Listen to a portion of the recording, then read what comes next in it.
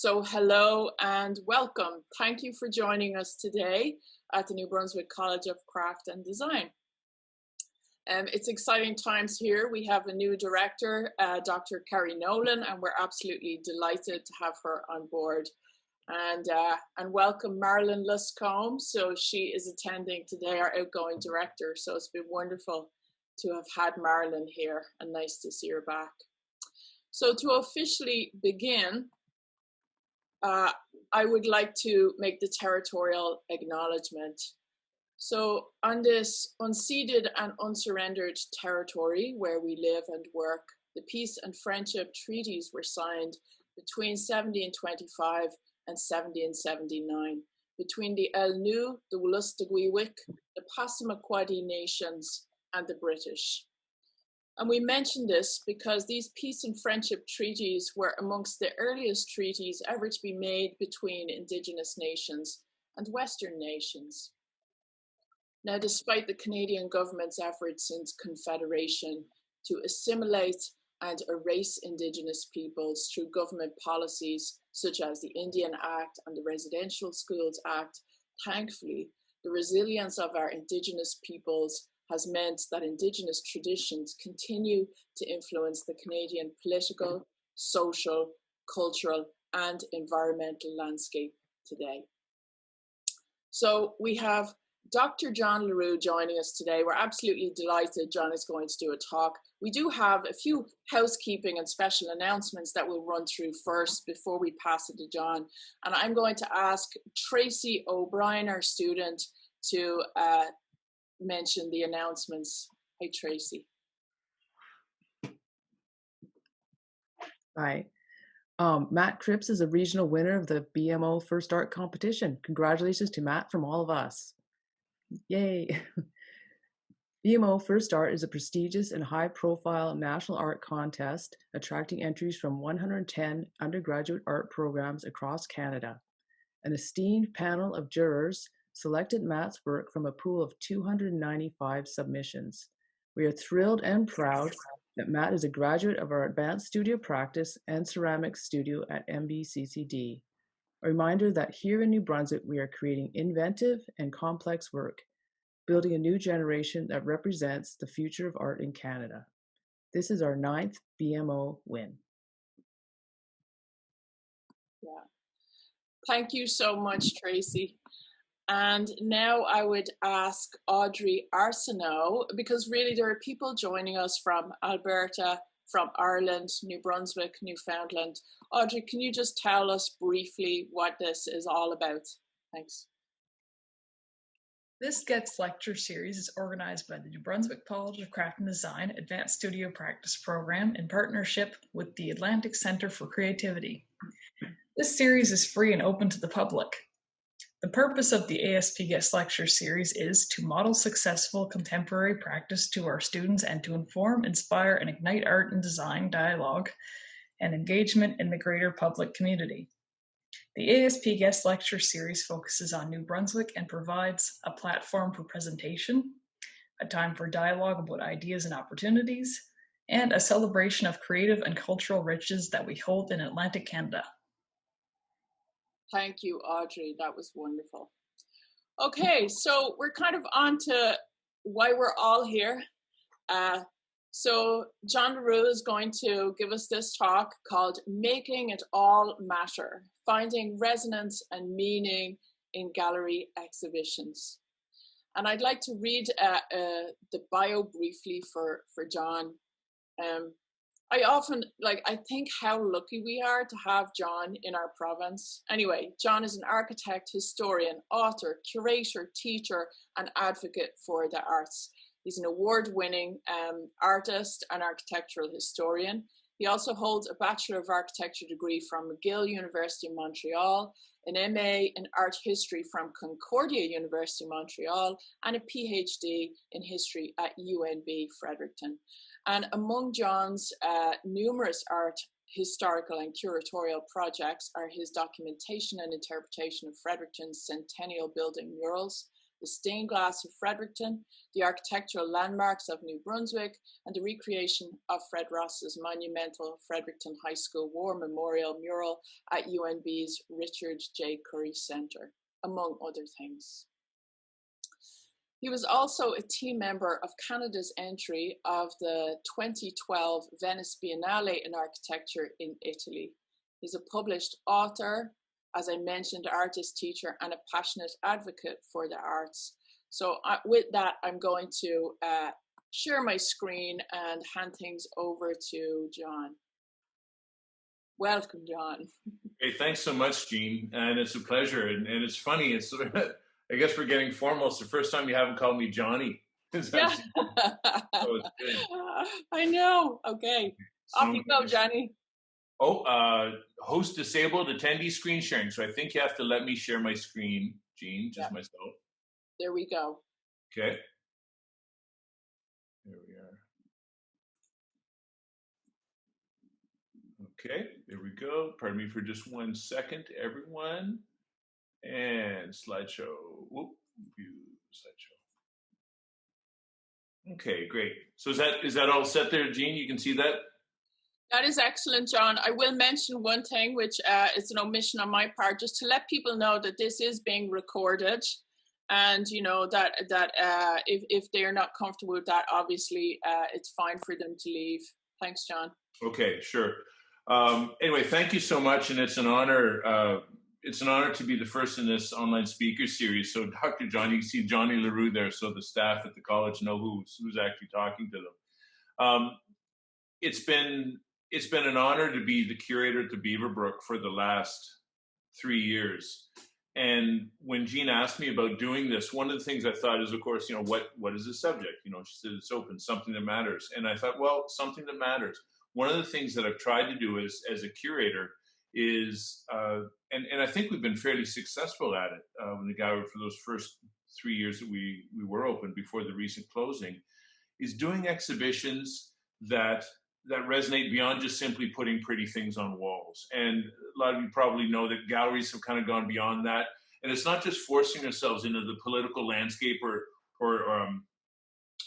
trying to cause things that are dissonant, although sometimes good exhibitions do that. But it's the idea of connecting with people, that it's not just simply presenting, that it's a dialogue. Galleries have an opportunity to really be a dialogue and make people really want to think and sort of expand the kind of the wherewithal of how they understand their world, and also to make them feel a part of what we're showing. If galleries don't resonate with people, that they don't see themselves in the place, they won't come. So we want to also be something that speaks for a lot of people, where they can see themselves in there. So without further ado, here we go. And by all means, if there's any chat or questions, actually I should probably turn my chat line on here as well. So I'm just going to put that. So if anyone has any questions, my chat is up on the side, so and I'll answer them as well. And congratulations to Matt Cripps as well, by the way. I think you're a fantastic ceramic artist, Matt, and I think you getting that prize is great. Okay. Oop.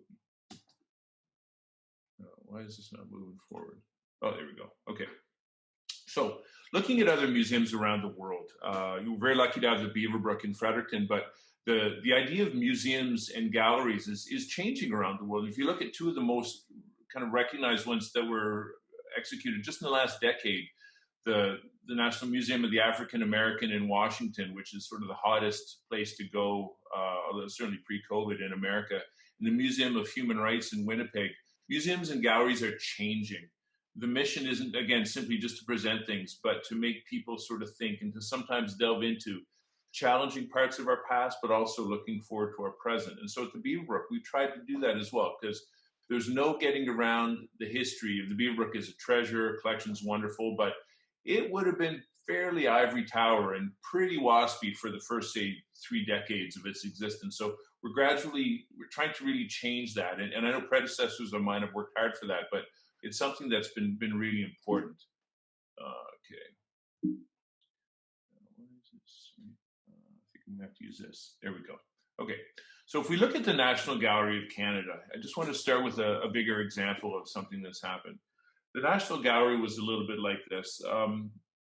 in how they express the kind of canon of Canadian art. I mean, it's the repository of the great, great national artworks and so on, but quite often it sort of left a lot of people out, and that has recently changed. It would have been very common to go in a gallery or any sort of major gallery around North America. You see a lot of sort of European-based paintings on walls, and if their history of art started, it would usually start, in Canada, the 1600s with the French and so on, and then move into the Colonial era and into kind of the Group of Seven and more modern works. But it left a whole bunch of Canadians out.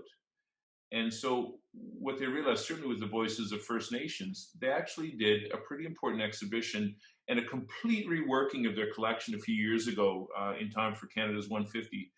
It's called Canadian and Indigenous Art from Time Immemorial to 1867. So what they've done is they have this juxtaposition that things aren't sort of categorized in silos. Here is sort of, Western white, Anglo-Saxon Protestant art, and that's the main stuff. And then the rest of the stuff maybe is sort of tucked away. It's all together. It's this sort of cohesive band that you can't measure what the Group of Seven were trying to do without thinking about the land or the people that were there long before, the sort of stewards of the land. And you have these works that all of a sudden they put an Algonquin canoe in that space. And what it does, it doesn't take away, it accentuates the story. It didn't sort of leave people out and be exclusionary. And so what the National Gallery has actually done, and even sort of calling that this permanent display, that Canadian art, it does go back to time immemorial. It doesn't start in the mid-1600s with Quebec missionaries.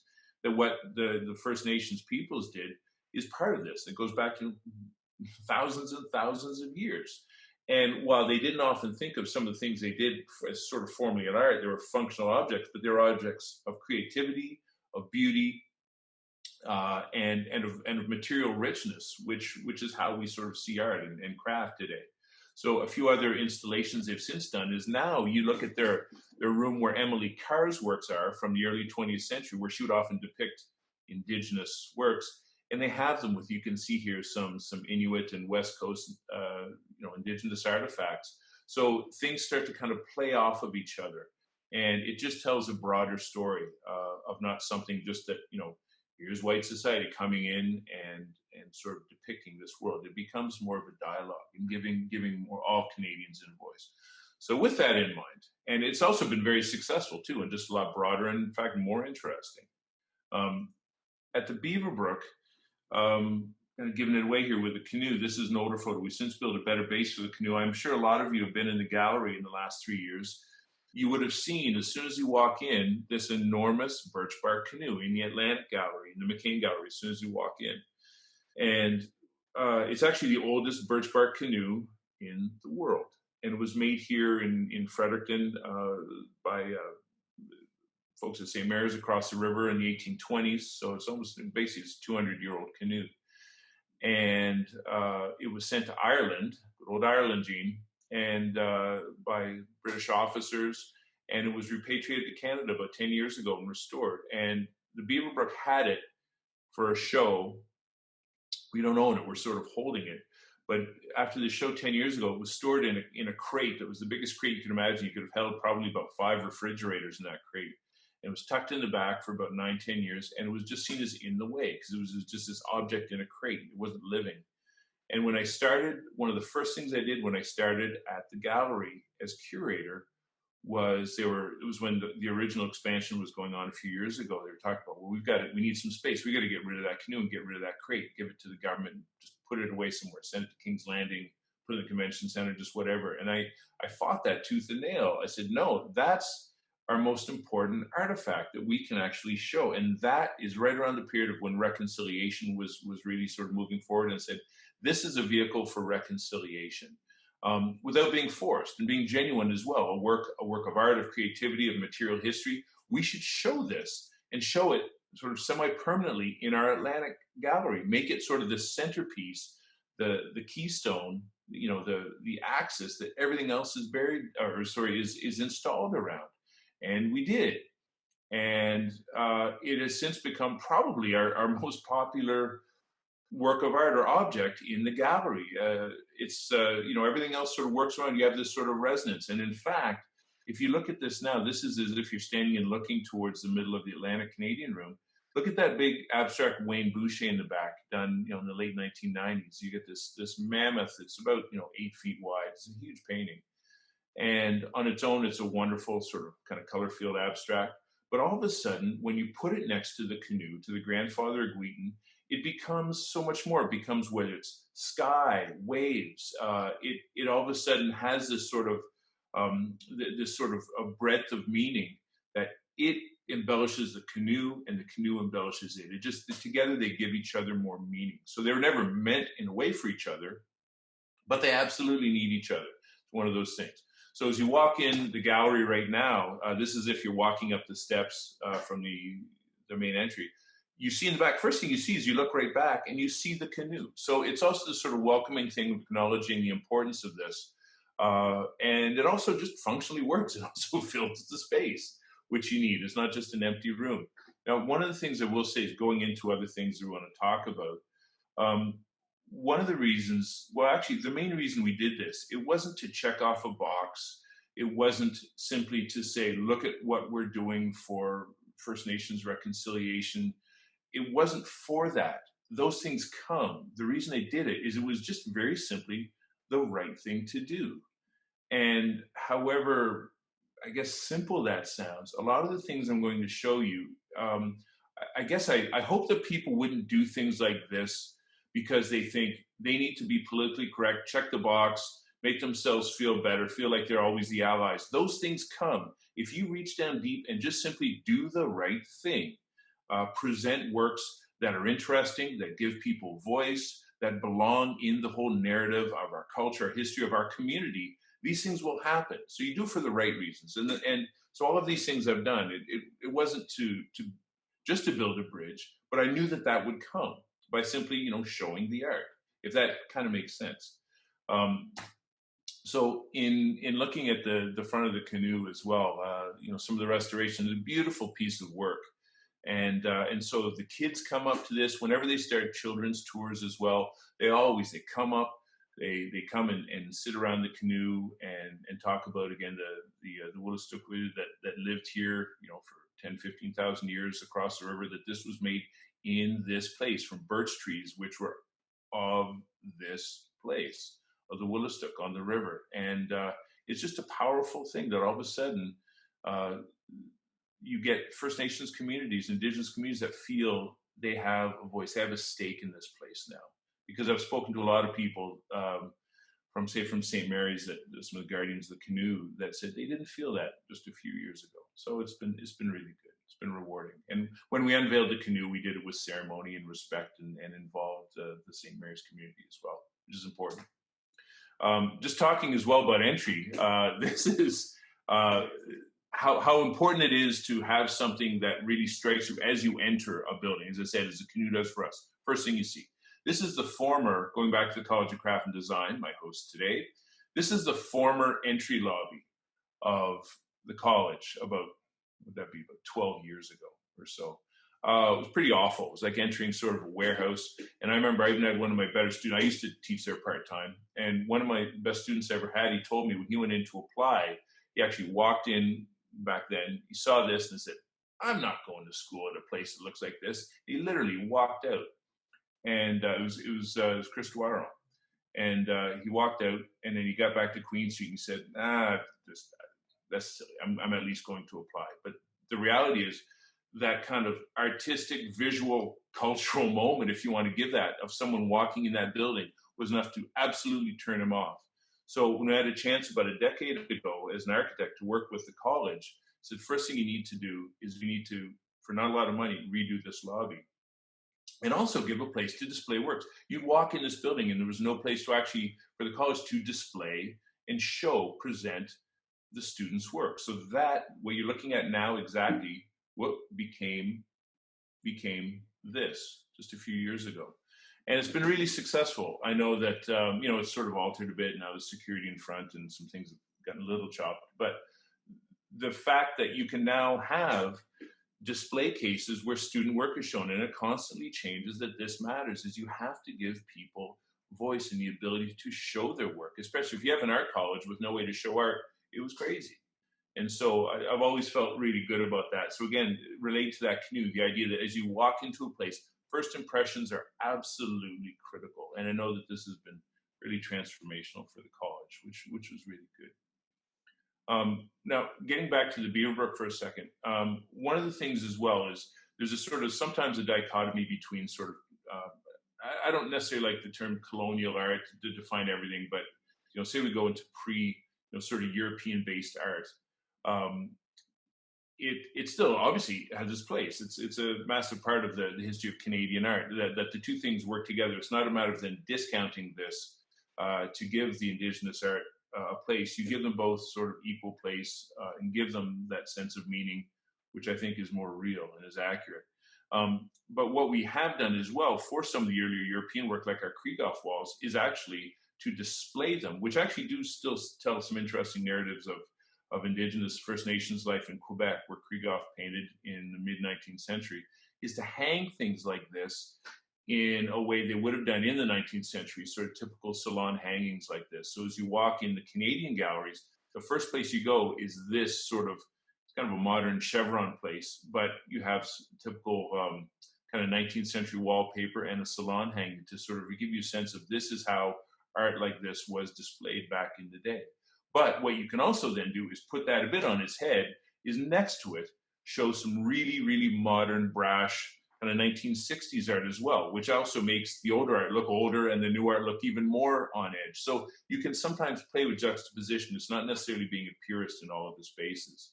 And I think this has been pretty successful. Here we go.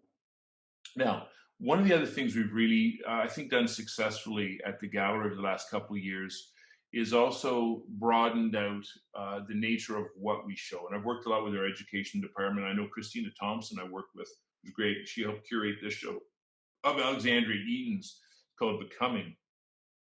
And it's hooked rugs. So the idea of not just simply showing, you know, paintings and sculptures, but work of fine craft, of certain mediums that often would have been kind of dismissed, sometimes thought of as, you know, you'd say a bit of like women's work that you would have never seen a hooked rug in the Beaverbrook in the 50s and 60s or most major galleries. But it's important work. And in fact, hooked rugging is becoming enormously popular now. It's beautiful work. And you know, Drea Eaton here, who lives in Sackville, really important contemporary painter, but she's working a lot in these hooked rugs. And this series is to honor her grandmother, who's a woman who was very important in her life, lived to be, I think, over 100. And so the idea of showing work of different mediums that people really relate to. And what I found is, of course, people love paintings, drawing, sculptures, but the kind of tactility of the fine craft shows really, really resonate with people. And so there's another port you can see on the wall. So what she's done here is she's sort of alternated these 3x3, or so maybe they were like 2.5 feet by 2.5 feet paintings with hooked rugs. And you can see in the middle images of her mom, kind of the sort of fusion also of using kind of an Andy Warhol-like pop art sensibility with traditional 19th century craft. But it worked in this wonderful body of contemporary art.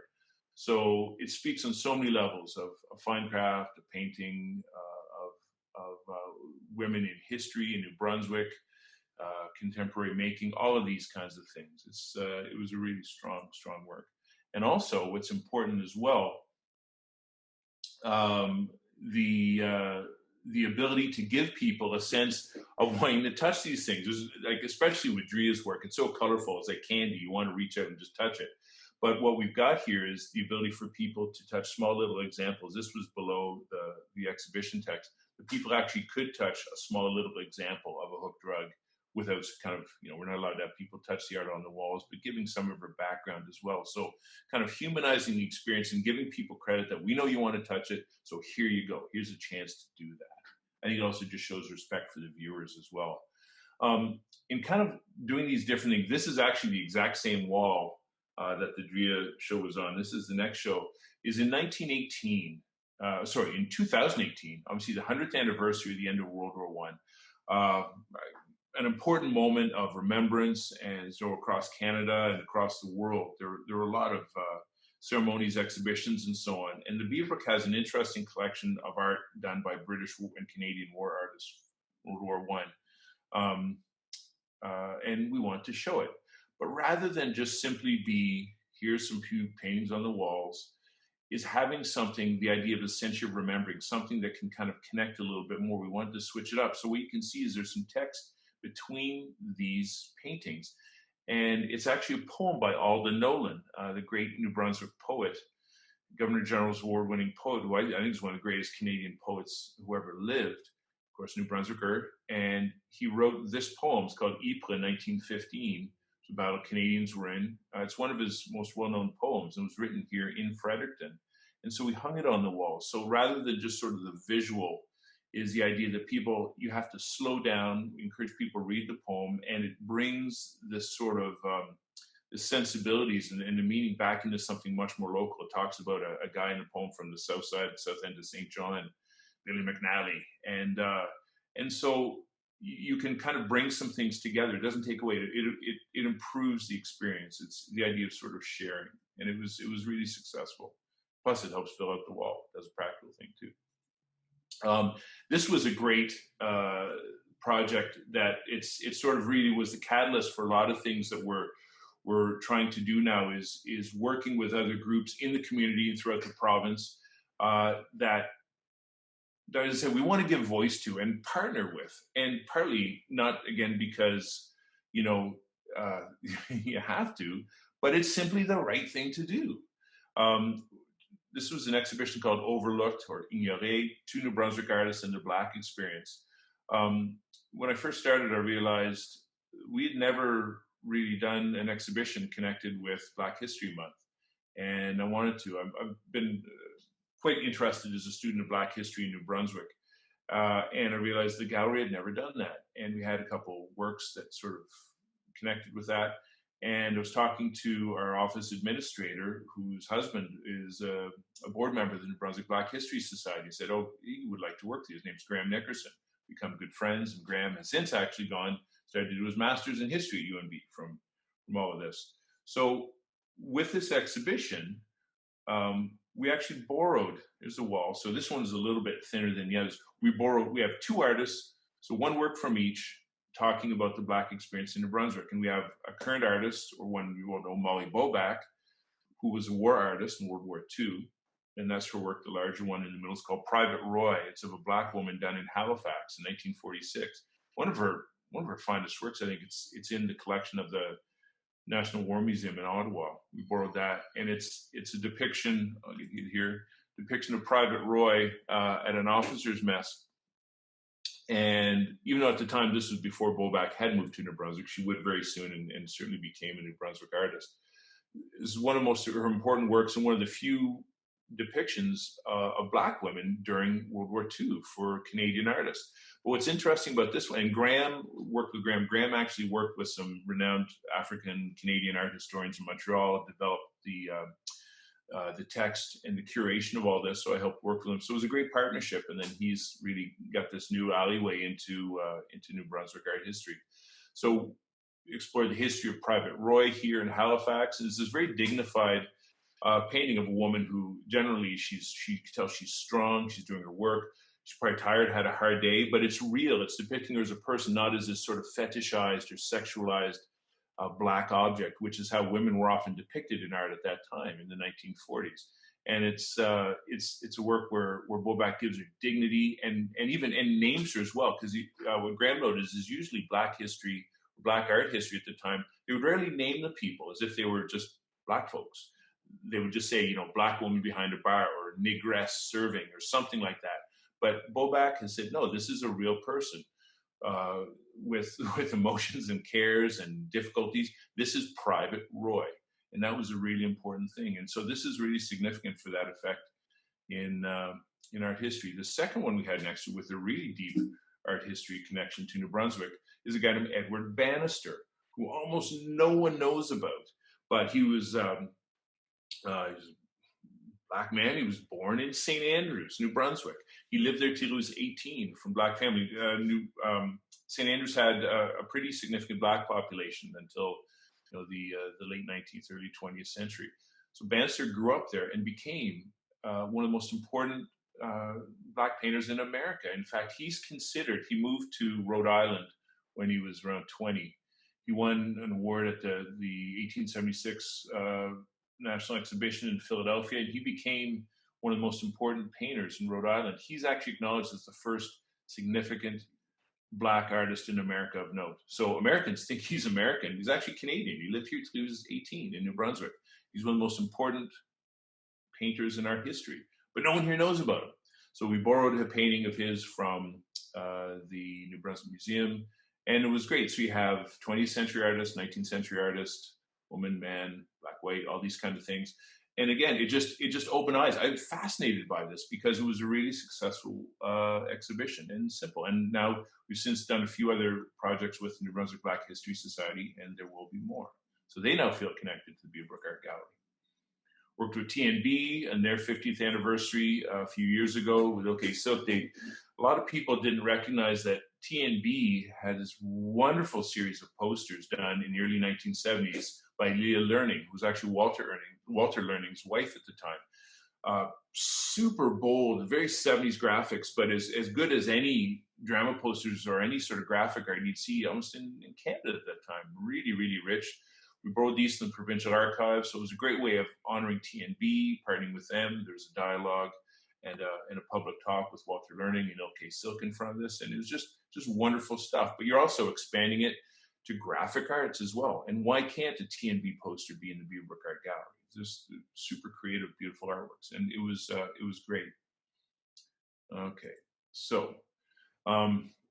For other things, this one, I can't necessarily take credit for this one because this was organized before I started at the Beaverbrook, but a great Canadian artist named Alexandra, Indigenous artist from Alberta. The National Gallery circulated an exhibition of his, which we were lucky enough to host a few years ago.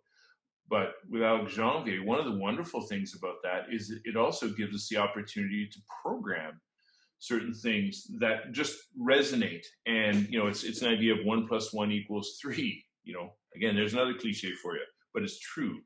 And this was the day we reopened after the flood of 2018. Jeremy Dutcher came in and performed, and this was before he won his Juno and so on. So he gave a concert. We brought in a grand piano and we packed the new pavilion. He was surrounded by the work of an artistic hero of his, of Janvier, and it just the connection was so palpable and beautiful. And in the audience, there were 300 people there, and probably 100 of them were First Nation citizens, the majority of who had never been in the gallery. I did the raise of hand because they introduced Jeremy and said who had never been here, and still raise their hand. And it was just great. This idea of being in a place, being welcome, beautiful, views overlooking the Woolastook River. He played, it was wonderful. He had a dancer friend, his name Paul St. Paul from St. Mary's, whose regalia matched the colors almost exactly of that huge, sorry, it's a black and white photo, but that huge painting behind him. And it was just a beautiful moment. So that art and culture, this idea of reconciliation, it just happened without being forced. It just spoke to this idea of understanding and some forgiveness, but of also of working together, of where we've got to go. It just did it without kind of knocking people over the head. It just is the right thing to do. It was wonderful. It was wonderful. A great thing that I've also been able to do with the Beaverbrook is doing these shows, but also doing some books as well and catalogs. Giving people a voice, that idea that there's some things that all of a sudden they feel themselves connected with some work that we're showing. This is photographs done in the mid to late 60s by a photographer named McKecher, who lived in St. John then, a great photographer. And he did this body of work as the kind of central, the Main Street area of North End of St. John it was all being destroyed, called urban renewal. They displaced 5,000 people, demolished their entire community and replaced it with a highway. It's just tragic, but that's what people did in the 60s. And, we got to be careful they don't go back to doing that today. But he was working as a cameraman for CHSJ-TV at the time. In his off time, he went and photographed the neighborhoods as it was going through this catharsis. But also he photographed the people, often the poor, the urban poor that never had a chance in St. John, and certainly weren't examples of of artistic depictions at the time, but he found in them something really interesting. They were kind of the soul and essence of this place. You can see these sailors walking as they're ripping down part of Main Street. This was a lot of also the slums that were there, and it was the idea of getting rid of this, but they also destroyed a very vibrant, livable community. So I think we have to kind of realize there's a difference between things being old and sometimes decrepit, and things actually being active and full of life. So all of this stuff was destroyed, but Ian was able to capture it before. Some of the people, the street people that lived on the street before, the woman that sold roses. So these photographs are beautiful. He did this collection of, to me, some of the most important social documentary photography in the history of Canada. So we created a book out of this and an exhibition called The Lost City. And we showed it here in St. John. And this is one photo that's on the cover of the book. And if you'll notice at the top of that photograph, there's some carved, call them gargoyles, but basically carved figureheads. That house still exists, but the New Brunswick Museum actually took the figureheads and has them. So we borrowed them for this exhibition. So when you look at that photo, which is also on the cover of the book that Goose Lane did, you can see those figureheads right here. So things just kind of connected, and it was great. There's an exhibition of some smaller photographs of Lost City showing the map of what was demolished. But so many St. Johners came out to that. We actually opened this exhibition in St. John at the Art Center, which was important, to put it back into that community. And 400 people that day was insane. But people loved it. I was kind of worried because in these photographs, talking about a community that was ripped down violently, doesn't exist, they were never given a voice on the citizens that lived there. They were just kicked out. What would they think of this? Well, I was worried that people would come and complain, and why are you bringing up this sort of painful time? And it didn't at all. And while none of them think that was a good thing, they finally, after 50, 60 years, they were given a voice. Their depictions were there. It's all of a sudden that they mattered. So these photographs made them feel that people all of a sudden cared about their lives. And what's interesting is this photo was taken just a few minutes after the first one, as I said, that I showed you was on the cover. And see the woman that's there, the girl, actually young girl, that's to the very right. She got the matching dress with her sister. She came to a book signing 2 years ago. She looks exactly the same. And this was, 55 years later. And she just wanted to say, just thank you. She was so happy. She bought books for all their friends, and all these people, this photo, she still stays in touch with. So sometimes you can do exhibitions that still connect people. It's never too late. This was a neat exhibition that I did. It's sometimes beyond sort of giving social capital and historical meaning to people, you can also just give the people that come in something that's kind of interesting and fun, and you give them the credit. You're not just saying, here's a bunch of things for you to look at, don't touch, and we're telling you the story.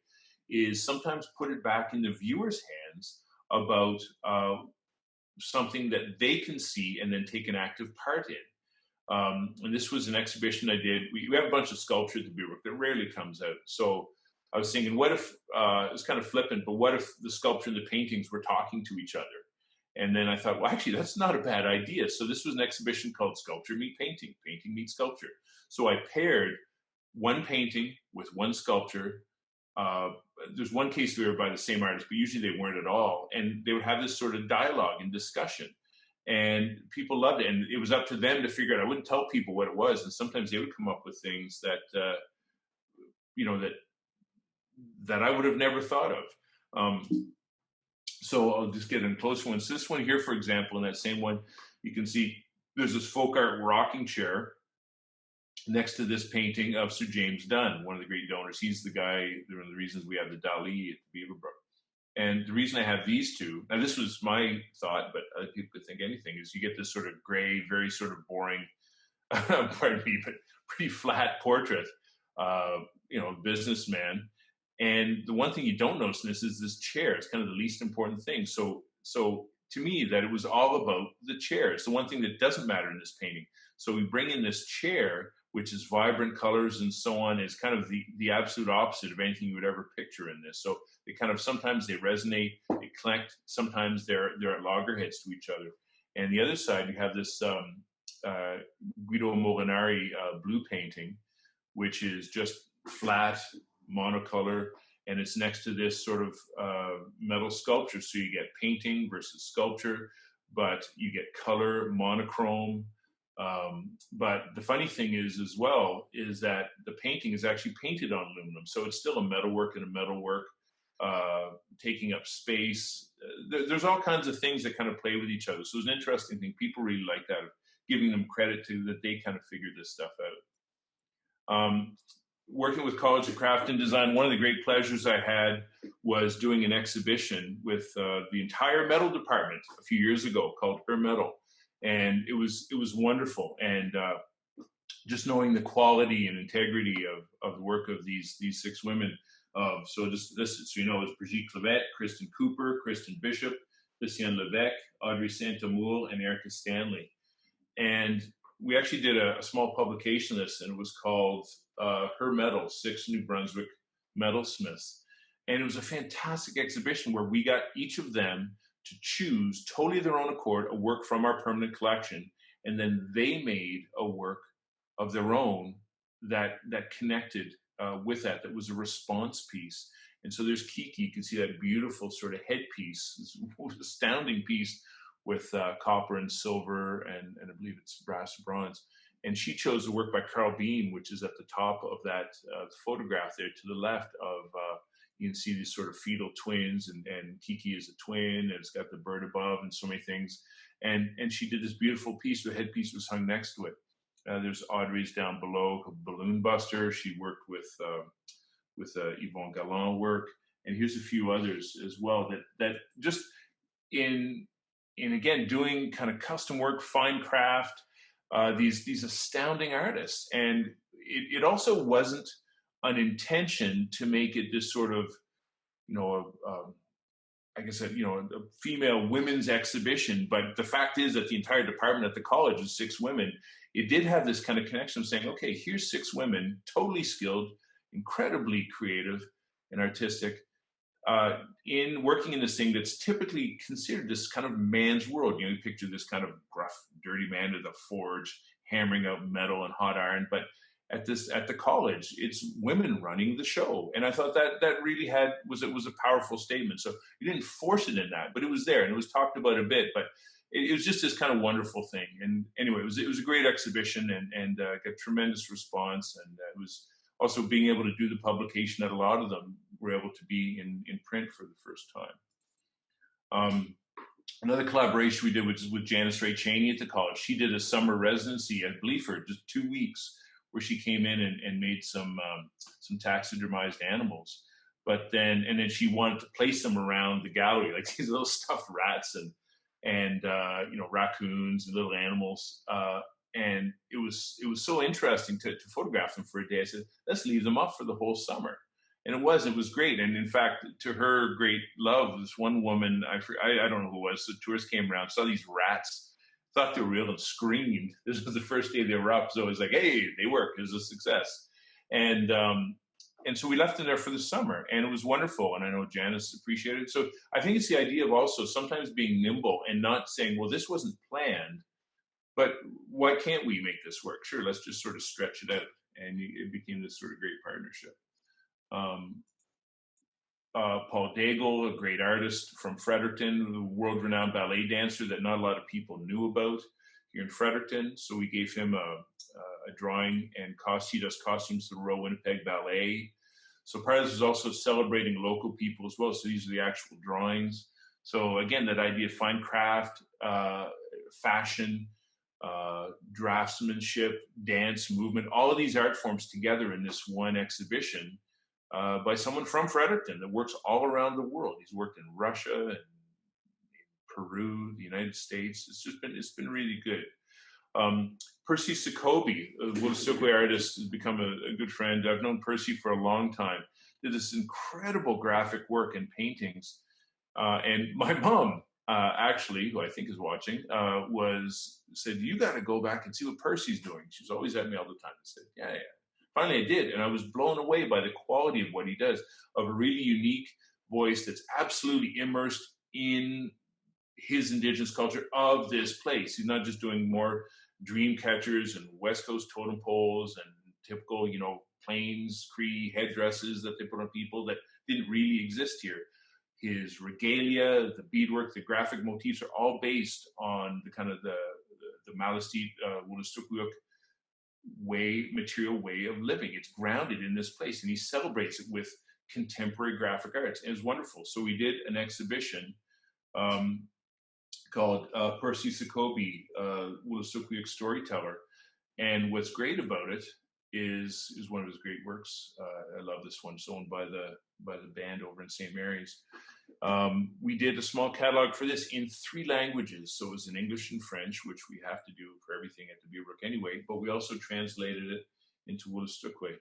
And it's wonderful. And since this exhibition was up, Percy's received a whole bunch of other commissions and some public art works, and it's just been really, really good. And so to work with him, he's just been a great community person. And again, he's just an astounding graphic talent. So he deserves to be in the Beaverbrook. It was wonderful. Some other things we get to do too, just for community connections. When Mary Pratt passed away, which is quite sad, she was sick, but you're never ready for it. We got a call, or I did, from her sister Barbara, who lives here in Fredericton, that morning. She called me earlier in the morning. Mary died. Oh, thanks for letting me know, because she always felt very, very connected to Fredericton and Beaverbrook. So that first thing we did that morning is we went in, put up a temporary wall as soon as you walked in. Actually, you could see blocking the canoe, and put up a work of Mary Pratt, this sort of memorial wall. And we put some text under it, which wasn't in this photo as it was taken. And this was up for a couple months. And just the idea that you can show homage and respect for people through the art as well. It was time to bring it out, and people would come and sit in this bench in front and have this meditative time in front of something, a beautiful painting by a wonderful woman. And then her family, her funeral, she's buried in Newfoundland, but her family wanted to have a funeral here. In fact, they even sort of said that her real funeral was the Fredericton one a few months later. They had it at Wilmot United Church, where Mary went as a young girl. And she said Wilmot's actually what made her want to become an artist. We did a memorial wall of all of our Mary Pratt works, salon hanging in the pavilion. And they had the kind of the reception and the funeral here, and people spoke, and it was wonderful. And we left it up for a while. So we can also kind of just honor people, their community members.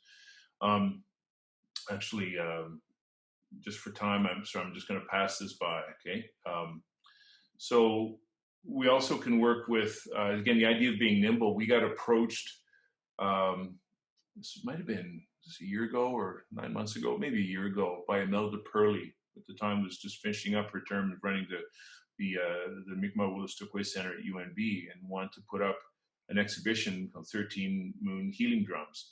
And we actually didn't have the ability to do that because an exhibition was set there. But I thought, well, this really is important. So I juggled a few things around, stretched it out, and so we could have this exhibition. Natalie Sapir penned these beautiful drums. It's wonderful. And it was able to be out for, I think, 2 to 3 weeks. And it was great. And now it's since gone on tour. So sometimes you kind of stretch your plans and move them around to be able to work with people. And it's really wonderful. Again, giving them voice, that they have a stake, that this place cares about the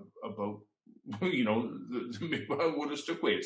It's their gallery as much as anyone's, and it's also just beautiful work. Natalie's a great painter. Kind of finishing up, the other thing that we do as well is connecting with more public art. Working with, these are works by Joe Beaulieu, the crow sculptures, which are outside in the sculpture garden. So these will still be accessible by people during the construction phase, which is great. And this is one of the few sculptures, even the artists themselves, kids can jump on. You don't get that a lot. So not only kids, you can go and you can run around on these. They're made of tires, so they'll last forever. But they're called Where the Rubber Meets the Road by PEI sculptor Joe Beaulieu. He's the same sculptor that in Fredericton did the copper poles on the high water mark that marks sadly the floods that we regularly get. But with these, they're incredibly accurate.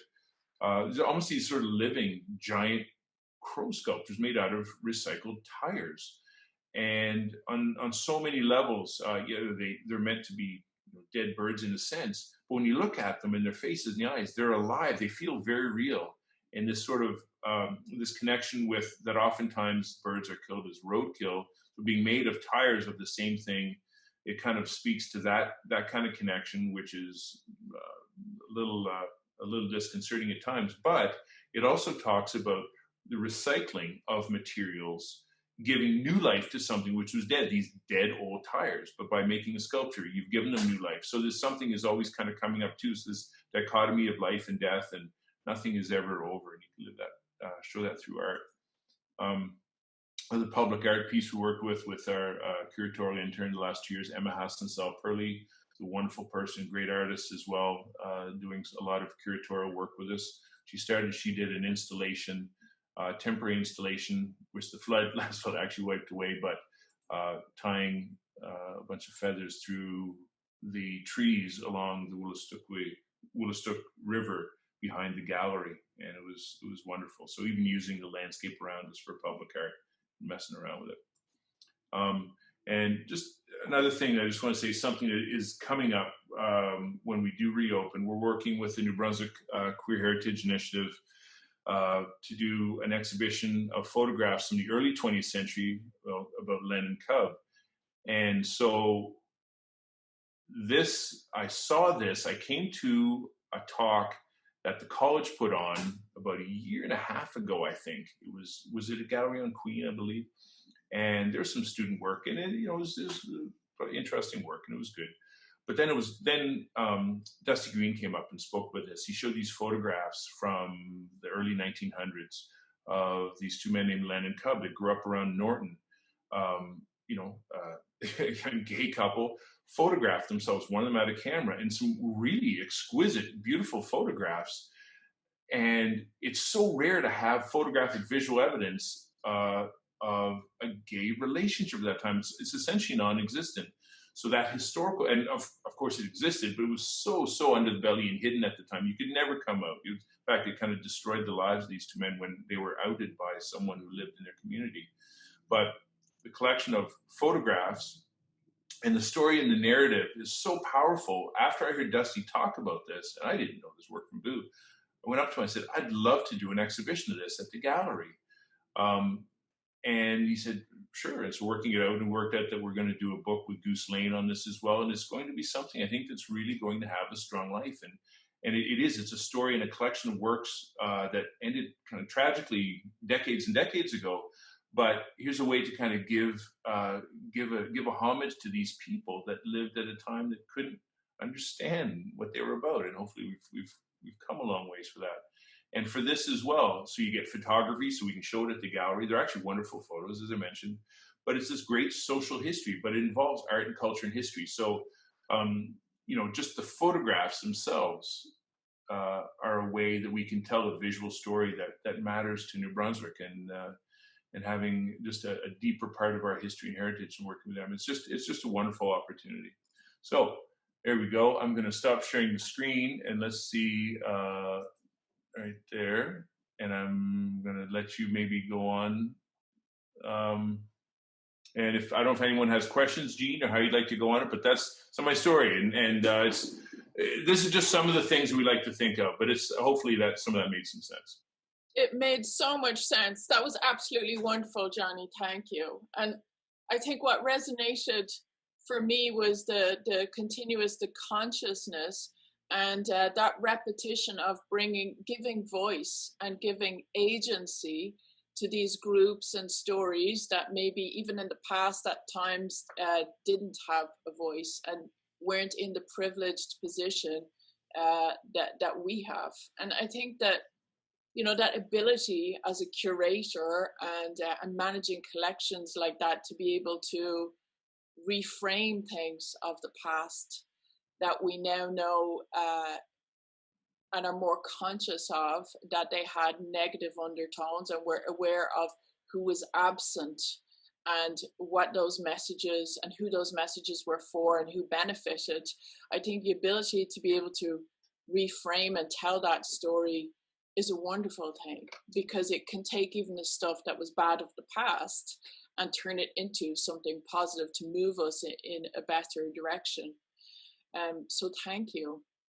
Oh, thank you. Yeah, no, absolutely. I think that's one of the things, specifically for say something like the Lenn Cub, however, and that's still ongoing. I mean, that's what's interesting is there's always new exhibitions, initiatives coming up. A terrible thing then, but this is now a catalyst for us to kind of make some change now, for us to kind of revisit and understand the reality say, of queer history in a place like New Brunswick or rural Canada, and to kind of give people to say that no, there were stories back then, and let's bring these out, let's start telling them, and that your stories matter, like we all matter, right? And so that if we can be part of that, it's a privilege. So there are some comments coming in. Michael says he really enjoyed Janice's animals, and Beth Leroux says Ned Bear and Gordon Dunphy. Yeah, well, that's Mom. Yeah, Mom knows we connected with Ned and Gordon. You only have so much time, Mom. I will say for Gordon, though, one thing we do also do is we travel shows. So the Gordon Dunphy, which we put on last year, that's now at the Axe Gallery in Sussex. So we're now trying to give some of our smaller shows, sharing them with other galleries around New Brunswick. That's a big thing too. Yeah. What I was conscious of too, John, I used to always walk into galleries and exhibitions and I would think of, oh, look at these very successful individual artists, and aren't they great? And I think throughout your talk, I've been struck by looking at how, yes, they're individual artists and their accomplishments stand, but they are in relation, and we are in relation to each other, and who we stand next to and who we are displayed with. And so we are with others, and we also stand within a community. And I think that the works that you've showed are all bracketed with those layers of meaning, which are so important to have that consciousness right now. Yeah, no, absolutely, Gina. Thanks. But yeah, everything is connected. And I think the key is finding those connections rather than us, and I know you share that too. It's not just us telling you this is the way it is. It's let's figure out how these all connect. And that's a wonderful thing. You have a dialogue. It's about a dialogue. Yeah. Oh yeah, the comments are popping in. They are indeed, yeah. Oh wait, what does Matt Cripps say? Are they just a means when you don't have access to a gallery, or do they serve a different purpose? I'm not sure what Matt means by that. Yeah. One of my instructor, why is it so hard to find New Brunswick artists? I think you're doing a great job. Maybe New Brunswick needs a recourse out beyond New Brunswick. Yeah, New Brunswick artists. I think one of the things that we also try to do is with online work is there's a lot of digital noise out there, and it's tough, but is usually the better stuff kind of will rise to the top. And I think at the gallery, we're also working with our online presence. We have a long ways to go, but we're working on it right now, and to share New Brunswick stories with the world. And so everything that we've done, it's not because we feel, okay, we've got to put some New Brunswick out there. We show people that we think deserve to be there, that can play at that level, that sometimes are unknown. But it's also recognizing that situation exists all around the world. You go to Iowa or Romania, there's amazing artists that we should know about. So I think one of the beauties of these digital platforms is we can now start to share these stories back and forth, and it's really exciting. And language as well. I mean, there's been a real resurgence the last few years of Indigenous languages and consciousness with that. And we're planning on doing more catalogs and exhibitions with Indigenous written language, and even some sound as well. So there's lots coming on. And John, on that note, especially on the terms of language, John Gallup has a very interesting point to make. And he says, in a spirit of gratitude and generosity, I want to suggest that you rethink the expression we are giving voice to, and replace it with something else, such as we are making space for the voices of, or we are now beginning to listen to the voices of. These voices have always been there. You are not giving anyone their voice. Thank you so much, John, for keeping us on our toes. Sure. And also for very generously bringing forward that. Thank you. Yeah, absolutely. Yeah, so anyway, well, look, this was great, and it's only the second talk I've ever given online like this, but it was a pleasure, and I want to thank Eugene and what the college is doing. I mean, you guys do such an important job, and I know it's probably a difficult new year because you're so hands-on and just with some digital things, but I think the world of NBCCD, and it's an honor to be part of this talk series, so thank you very much. I'm going to tune in all of them. Excellent. Thank you so much, John. That was very generous. We're delighted to have you. A reminder to everybody before you log out that next week's presentation is Mary Stewart, who will be joining us from Florida. Mary is an author, an artist, a colleague. She actually wrote our textbooks that we use, Launching the Imagination, in our Foundation Visual Arts program. So Mary will be talking next week. So make sure you tune in. It's going to be the same time, same day, and the same link from our website.